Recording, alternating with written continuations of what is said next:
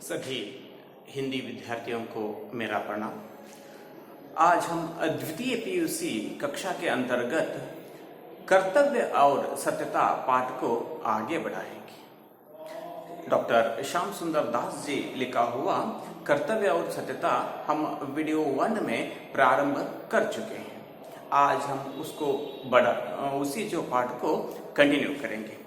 Last period में video 1 में जो कर्तव्य और सत्यता कहाँ से प्रारंभ होती है इसके बारे में हम जानकारी प्राप्त किए थे, और जो कर्तव्य करते समय हमें अपनी आत्मा की बात मानने की बात डॉक्टर श्याम सुंदर दास जी बताए थे, और एक उदाहरण भी देते कि एक लड़का जो अपने घर में ही खुद कुछ न कुछ चोरी करके खाता है तो खाने के बाद उसे पछतावा होता है कि मैं क्यों चोरी करके खाया। इस तरह एक उदाहरण भी बताए थे।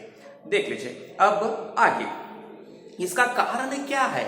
जब चोरी करके खाता है तो खाने के बाद अथवा खाते समय उसे डर भी रहता है और खाने के बाद पछतावा भी होता है।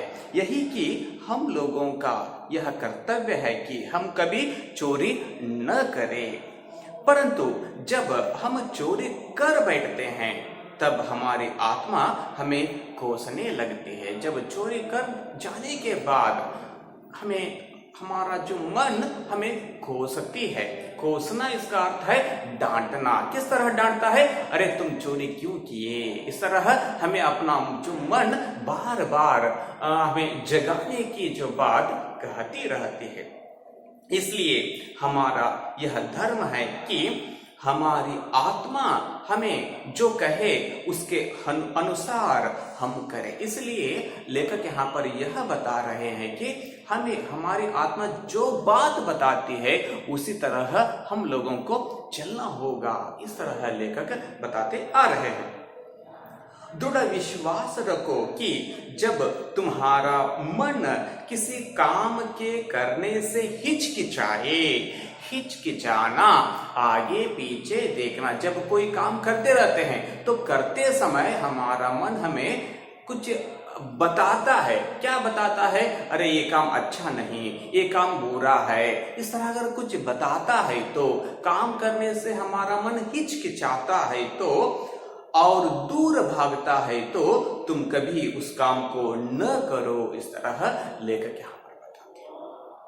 आपको इसका अनुभव भी हुआ होगा कि एक बार आपका मन आपको बताता है। अगर आप कक्षा में किसी दूसरों के जो बैग से अचानक या कुछ गलती करते हैं, मतलब चोरी करते हैं, तो चोरी करते समय आपका जो मन आपको बताता है चोरी मत करो, चोरी मत करो। इस तरह आपका मन आपको बताता है। अगर ऐसा कहता है तो आप लोगों को उस तरह चोरी न करना चाहिए, गलतियां न करनी चाहिए। हमारा जो कर्तव्य है उसी के अनुसार हमें चलना होगा, न्याय का बर्ताव हमें चलाना होगा। तुम्हें अपना धर्म पालन करने में बहुधा कष्ट उठाना पड़ेगा, पर इससे तुम साहस न छोड़ो। तुम कर्तव्य करते समय बहुत सारे कष्ट तुम्हें आते होंगे, लेकिन उस वक्त हमें हिम्मत न हारनी चाहिए। धैर्य से अपने जो कर्तव्य को निभाना होगा, न्याय का कार्य करना होगा। क्या हुआ जब तुम्हारे पड़ोसी ठग विद्या और असत्यपरता से धनाढ्य हो गए? क्या हुआ? होने दो। तुम्हारे घर के आसपास के लोग ठग विद्या यानी कि धोखा देने की कला से दूसरों को धोखा देकर और असत्यता से वे लोग अमीर हो जाते हैं। धनाढ्य धनवान अमीर बन जाते हैं और तुम कंगाल ही रहते हो। तो क्या हुआ? इससे हमें क्या न करना चाहिए? हिम्मत न हारना चाहिए। हम लोग अच्छे कार्य करते रहते हैं, हम उसको देखकर हमें भी ऐसा न करनी चाहिए, क्योंकि वे लोग गलत किए रहते हैं। असत्यपरता से धोखा देकर अमीर बने रहते हैं, लेकिन उसके मन में एक दुख की भावना हमेशा रहता है कि मैं चोरी करके कमाया।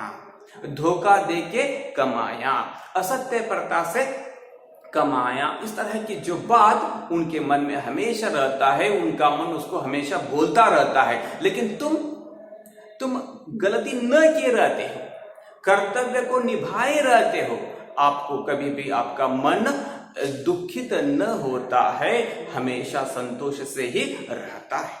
और एक बात यहाँ पर क्या हुआ, जो दूसरे लोगों ने झूठी चाटुकारी करके बड़ी बढ़िया नौकरियां पाली और तुम्हें कुछ न मिला। देख लीजिए, दूसरे लोग, तुम्हारे आसपास के जो दूसरे लोग झूठी चाटुकारी करके, चाटुकारी करना इसका अर्थ है चापलूसी करना। ಅಂದ್ರೆ ನಾವು ಕನ್ನಡದೊಳಗೆ ಸಾಮಾನ್ಯವಾಗಿ ಬಕೆಟ್ ಹಿಡಿದು ಅಂತ ಇರ್ತೀವಿ, ನೀವೆಲ್ಲ ಕೇಳಿರಬಹುದು। चापलूसी करके, दूसरों का चापलूसी करके बड़ी बड़ी नौकरियां पा लेते हैं और तुम्हें कुछ नहीं मिला रहता है, फिर भी तुम्हें हिम्मत न हारनी चाहिए। तुम्हारा मन तुम्हें बोलता रहता है कि तुम कुछ भी गलत नहीं किए हो इस तरह, लेकिन उन लोगों का मन, अरे मैं कुछ गलत किया हूं, इस तरह उनके मन में हमेशा रहता है। और क्या हुआ, जो दूसरे नीच कर्म करके, नीच कर्म, निम्न कर्म, बुरे कार्य करके सुख भोगते रहते हैं और तुम सदा कष्ट में रहते हो। इस तरह एक 3 उदाहरण लेकर यहाँ पर 3 जो बातों को बताते आ रहे हैं और यह बात बता रहे हैं कि तुम्हें जितना संतोष मिला रहता है, उतना संतोष, उतना जो आत्मसम्मान उनके मन में नहीं रहता है। तुम अपने कर्तव्य धर्म को कभी न छोड़ो। जो भी कठिनाइयां तुम्हें आती है तो भी तुम अपने कर्तव्य को न छोड़ने की बात। और देखो, इससे बढ़कर संतोष और आदर क्या हो सकता है। इस तरह तुम कर्तव्य को निभाए रहते हो, इसलिए तुम हमेशा संतोष से रहते हो और तुम्हें समाज में आदर मिलता रहता है, गौरव मिलता रहता है कि तुम अपने धर्म का पालन कर सकते हो, तुम अपने धर्म के जो कार्य कर रहे हो, इस तरह तुम्हारे मन में भी रहता है और समाज भी तुम्हें सम्मान से देखता रहता है, आदर से देखता रहता है। लेकिन उन लोगों को जो गलत कार्य किए रहते हैं, अधर्म के कार्य किए रहते हैं, न्याय का बर्ताव नहीं किए रहते हैं, उन लोगों को समाज में घृणा ही घृणा मिलता रहता है। लोग उन लोगों को कुछ अलग तरीके से ही देखते रहते हैं। अरे ये व्यक्ति दूसरों को क्या किया है, धोखा देकर अमीर बना है, इस तरह लोग उसे बोलते ही रहते हैं। इस तरह हमें क्या करना होगा, हमारे धर्म का पालन करना होगा। हम लोगों का जीवन सदा अनेक कार्यों में व्यग्र रहता है। आप सभी लोगों को पता है, आपका जीवन, हर एक व्यक्ति का जीवन एक न एक काम में व्यग्र रहता है। व्यग्र रहना, लगा हुआ रहना। आप लोगों को पता है, आप लोग हर वक्त कुछ न कुछ कार्य करते रहते हैं, सोचते रहते हैं, नहीं तो अलग अलग कार्यों में मग्न रहते हैं। उस तरह हमारा जीवन क्या है, अनेक कार्यों में लगा रहता है। हम लोगों को सदा काम करते ही बीतता है। हमारा जीवन कुछ न कुछ काम करते हुए, सोचते हुए, लिखते हुए हमारा जीवन बीतता रहता है। इसलिए हम लोगों को इस बात का पूरा ध्यान रखना चाहिए कि हम लोग सदा अपने धर्म के अनुसार कार्य करें, काम करें। देखिए, जो भी काम करते हैं, जो भी कार्य करते हैं, जो भी काम करते हैं, उन सारे कामों को धर्म के अनुसार करने की बात यहाँ पर डॉक्टर श्याम सुंदर दास जी बताते हैं। इस तरह हर एक व्यक्ति अपने धर्म के अनुसार ही कार्य करने लगे तो हमारा समाज क्या हो जाएगा, पूरा सुधर जाता है। हमारा जीवन भी क्या हो जाता है, अच्छा बन जाता है। और कभी उसके पथ पर से न हटे। धर्म के कार्य के जो पथ से हमें नहीं हटना चाहिए, चाहे उसके करने में हमारे प्राण भी चले जाए तो कोई चिंता नहीं है। धर्म के कार्य को करते समय हमारा प्राण भी निकल जाता है तो भी कुछ चिंता नहीं है। इससे समाज में आपको सम्मान मिलेगा, गौरव मिलेगा। इस तरह लेखक यहाँ पर धर्म के बात कह रहे हैं। धर्म पालन करने के मार्ग में सबसे अधिक बाधा चित्त की चंचलता, उद्देश्य की अस्थिरता और मन की निर्बलता से पड़ती है। देख लीजिए, जब हम लोग धर्म के कार्य को करते रहते हैं, धर्म पालन करते रहते हैं, उस वक्त हमारे रास्ते में, हमारे जो मार्ग में प्रमुख रूप से 3 जो बात हमें क्या हो जाती है, बाधा डालती है। सबसे पहली जो बाधा है, चित्त की चंचलता। चित्त की चंचलता, चित्त शब्द का अर्थ है मन, चित्त शब्द का अर्थ है मन। चित्त की चंचलता, चंचलता यानी कि अस्थिरता, अगंभीरता, इस तरह अर्थ हो जाता है। चित्त की चंचलता, मन चंचल बन जाता है। जब धर्म के कार्य करते रहते हैं तो हमारा मन अस्थिर बन जाता है, करूं या नहीं, करूं या नहीं। हम लोग एक बार अपने आत्मा की बात को सुनते ही नहीं, ऐसे ही चले जाते हैं, आगे बढ़ जाते हैं। इस तरह धर्म के मार्ग में जो बाधा डालने की यह एक बात है। दूसरी बात है उद्देश्य की अस्थिरता। हम अपने जीवन में जो उद्देश्य रखे रहते हैं, जिस उद्देश्य से हम चलते रहते हैं, वह उद्देश्य भी एक बार क्या हो जाता है, अस्थिर हो जाता है, अगंभीर हो जाता है। उसको हम छोड़ देते हैं, उद्देश्य को ही भूल जाते हैं। इस तरह लेकर बताते हैं। और मन की निर्बलता, एक बार हम हमारे मन को मन में डर पैदा हो जाती है, निर्बल बन जाता है मन। इस तरह 3 बात क्या है, हमारे धर्म पालन करने के मार्ग में बाधा डालती है। इसलिए हमें अपने मन को चंचल न बनाना है, उद्देश्य को अस्थिर न बनाना है और मन निर्बल न होना चाहिए। एक बात, मनुष्य के कर्तव्य मार्ग में एक और तो आत्मा के भले और बुरे कामों का ज्ञान। मनुष्य जब कर्तव्य करता रहता है तो उस वक्त हमारे आत्मा में, हमारे जो मन में भले और बुरे कामों का जो ज्ञान हमें रहता है। और दूसरी ओर आलस्य और स्वार्थपरता, 2 बात यहाँ पर रहती है। जब कार्य करते रहते हैं हमारे जीवन में 2 बात रहती है। सबसे पहली जो बात है, आत्मा में क्या है, भले और बुरे कार्यों का ज्ञान भी रहता है और दूसरी तरफ आलस्य और स्वार्थपरता। बस मनुष्य इन्हीं दोनों के बीच में पड़ा रहता है, इन दोनों के बीच में मनुष्य रहता है। और अंत में यदि उसका मन पक्का हुआ तो अंत में उसका जो मन पक्का होना, स्थिर होना, पक्का होना इसका अर्थ है स्थिर होना। क्या स्थिर होना, मुझे धर्म के अनुसार ही चलना है। इस तरह उसका मन जब स्थिर हो जाता है तो वह आत्मा की आज्ञा मानकर अपने कर्तव्य का पालन करता है। अगर यदि उसका मन कुछ काल तक, कुछ समय तक द्विविधा में पड़ा रहा, तो द्विविधा में यानी कि मन की बात मानूं या नहीं, मन की बात मानूं या नहीं, इस तरह द्विविधा में पड़ा रहा तो अवश्य ही उसको स्वार्थपरता आकर घेर लेती है और वह व्यक्ति क्या बन जाता है, स्वार्थी बन जाता है और धर्म के कार्य को करना छोड़ देता है। और अंत में उसका चरित्र घृणा के योग्य हो जाएगा। जब वह स्वार्थी बन जाता है, धर्म के कार्य को छोड़ देता है, तो समाज उसे घृणा की दृष्टि से देखने लगती है और उसका जीवन चरित्र घृणा के लिए योग्य हो जाता है, कुचरित्रवान व्यक्ति बन जाता है। इसलिए हमें क्या करना होगा, धर्म के अनुसार ही चलना है। तो चलते समय हमें क्या करना होगा, हमारी आत्मा की बात हमें मानना होगा। इसलिए यह बहुत आवश्यक है कि आत्मा जिस बात के करने की प्रवृत्ति दे, उसे बिना अपना स्वार्थ सोचे झटपट कर डालना चाहिए।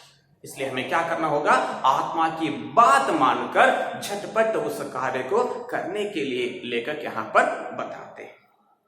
ऐसा करते समय, ऐसा करते करते जब धर्म करने की बात पड़ जाएगी, तब फिर किसी बात का भय न रहेगा। जब धर्म के कार्य करते समय हमारे मन में कुछ भी भय की बात नहीं रहती है, किसी के लिए हमें डरना नहीं रहता है, डर भी हमारे मन में पैदा नहीं होते हैं।